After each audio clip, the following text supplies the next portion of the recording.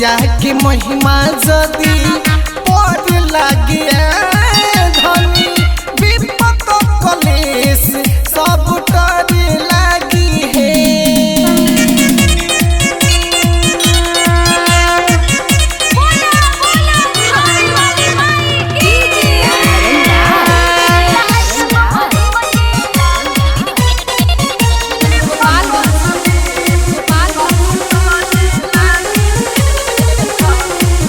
पहले से सतवले बीमारी बावे अब तया आइल बाढ़ के पानी बावे।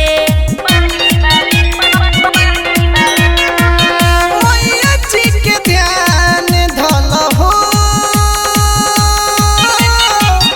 तनी विश्वास कल हो। पहले से सतवले बीमारी बावे अब तया आइल बाढ़ के पानी बावे। नहीं कोनो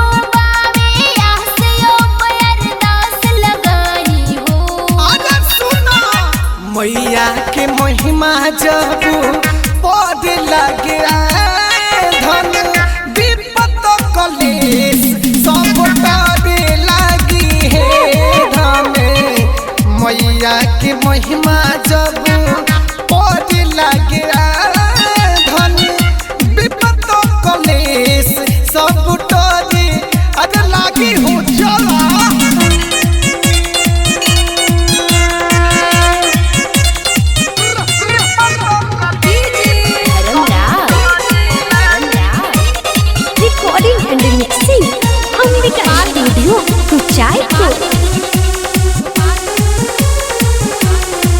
सविता धर्मराज आइल साथे नु हो माई रख दे तू मथवा बहाथे नु हो।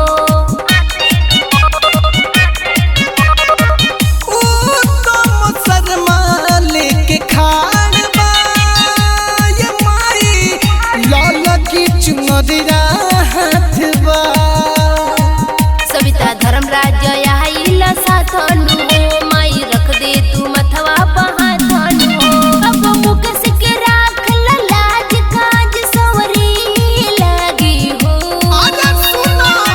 मैया के महिमा जब पड़ लगे धन विपत कलेश सब डर लगी है धन।